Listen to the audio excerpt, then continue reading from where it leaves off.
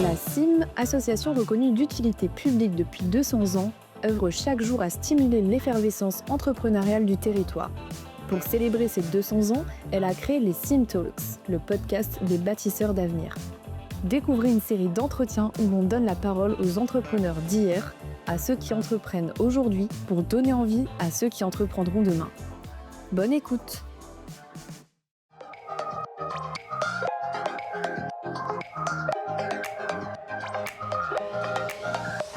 Julien, première question. Tu as participé au bicentenaire de la CIM. Est-ce que tu peux un peu nous raconter comment ? Alors, je crois qu'on a discuté du bicentenaire il y a un peu plus d'un an. Donc, j'étais dans les premières réunions justement de préparation du bicentenaire et donc il y avait pas mal d'acteurs. Et l'idée, c'était justement de proposer tout au long de cet événement plusieurs événements. Et donc, j'ai eu l'idée par rapport à ce que je fais aujourd'hui et puis aussi par rapport à mon réseau et les personnes avec qui je travaille de créer un événement sur mesure pour la CIM, pour raconter l'histoire de la CIM.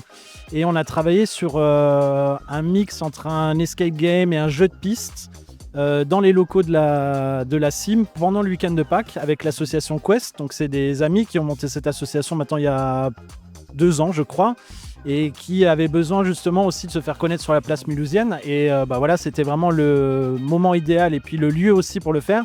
Et puis surtout, on a rencontré une super équipe de la CIM, hyper dynamique, qui était à l'écoute, qui a pris le temps de monter le projet avec nous. Ça a été vraiment une super expérience de travailler avec toute l'équipe de la CIM. Et puis, on a eu un rendu qui a été vraiment, je pense, super cool parce que d'une part, on a réussi à faire quasiment du sold out. On était quasiment à 600 personnes sur l'ensemble des séances.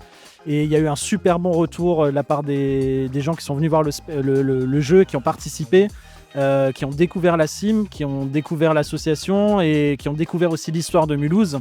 Et donc voilà, tout ça fait que tout rassemblé, ça a été vraiment une super expérience. Et voilà, un beau succès pour tout le monde. Et donc voilà, c'était vraiment quelque chose de très très intéressant à faire. Merci pour cette réponse. Julien, pour toi, aujourd'hui, on parle des bâtisseurs d'avenir. Donc, tu es impliqué à la CIM, tu disais. Pour toi, un bâtisseur d'avenir, c'est quoi exactement en fait ? Déjà, c'est de savoir sur quoi on s'appuie. Donc, c'est de connaître l'histoire de sa ville, de là où on travaille, comment ça s'est construit, les gens qui ont été là, qui ont participé à tout ça. Donc, c'est prendre le relais aussi quand on a envie de s'impliquer. Donc, c'est de travailler avec des gens qui ont envie de faire, qui ont envie de créer.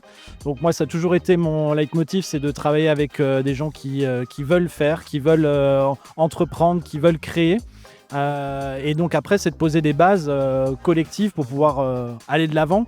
Et la CIM, voilà, c'est un lieu qui est assez incroyable puisque on est sur un lieu qui a permis à Mulhouse de se construire dans le 19e siècle de manière importante. Et puis ensuite, du coup, aujourd'hui, on est un petit peu le relais de toutes ces personnes. Il y a un nouvel élan aussi qu'on sent super intéressant avec nouvelles collaborations possibles, un champ des possibles qui est vraiment hyper ouvert. Donc voilà, l'idée c'est aujourd'hui de pouvoir participer à ça, de prendre sa part et à la mesure de ce qu'on peut faire, mais surtout d'avoir ce collectif et ces gens avec qui on peut échanger pour créer demain. Et tu nous as dit que tu es entrepreneur depuis 3 ans.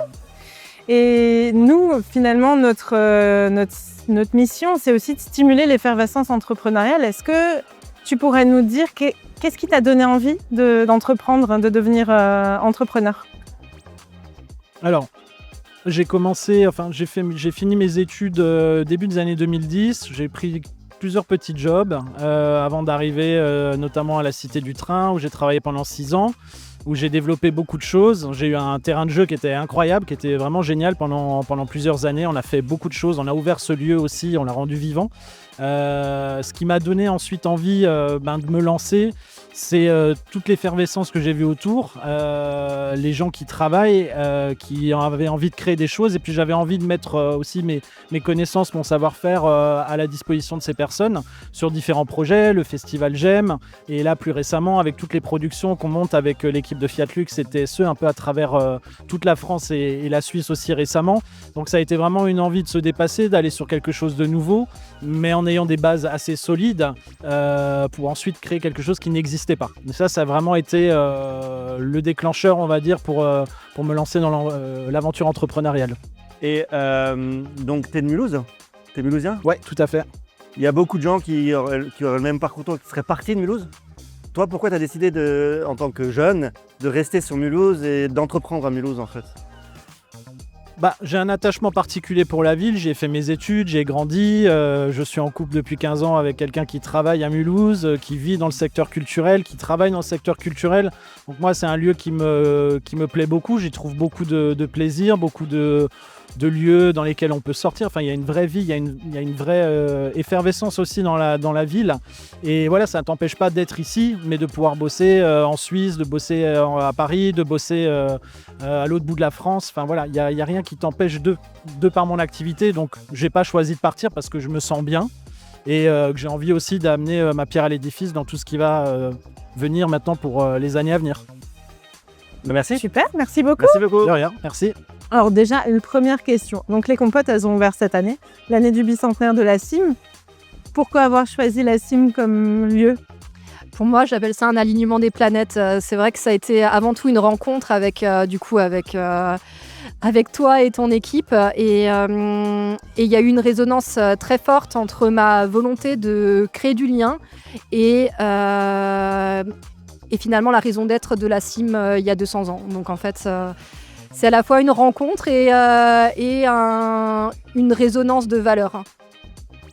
Tu t'as parlé de lien. Pour toi, quel est l'ingrédient idéal du coup pour créer du lien? La nourriture. Ok. La nourriture ou le café, enfin quelque chose qui est fondamental pour tout le monde. Tout le monde a besoin de boire ou de manger.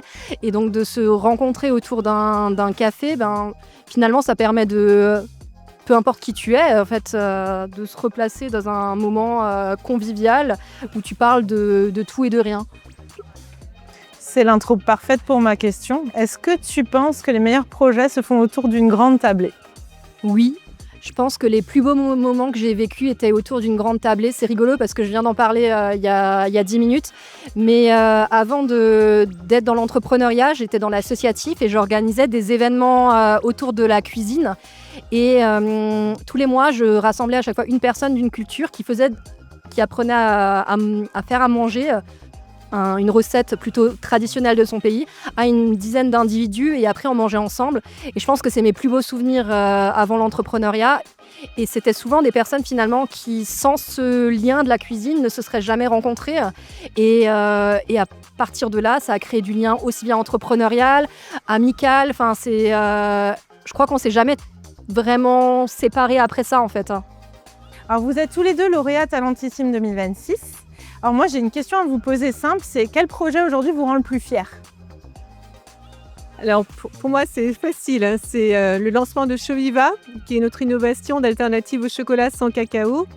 Et j'en suis très fière déjà parce que ce projet nous a permis de faire preuve de résilience par rapport à un contexte cacao qui était particulièrement problématique et anxiogène pour mon entreprise.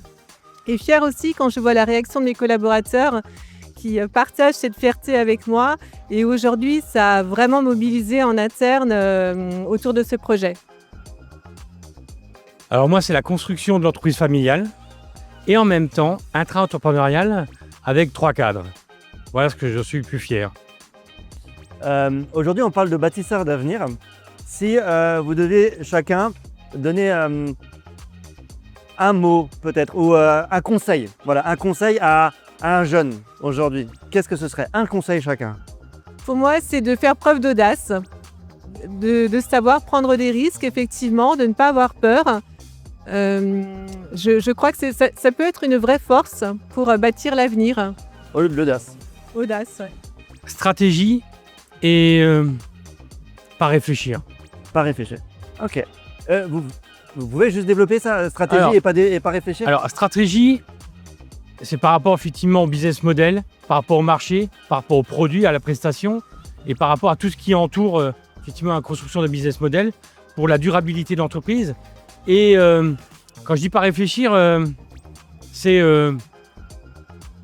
ne voir que les opportunités, pas les contraintes et pas les règles, les normes et tout ce que vous voulez. Voilà, c'est juste pas trop réfléchir, on y va, on a notre projet, on trouve les finances et puis on y va. Ok. Et du coup, quand vous avez lancé le chocolat sans chocolat, vous êtes parti comme il l'a dit, c'est-à-dire ok, on y va parce que c'est un peu innovant quand même. Et vous avez dit on tente le coup, c'est ça? C'est audacieux. C'est audacieux. C'est audacieux.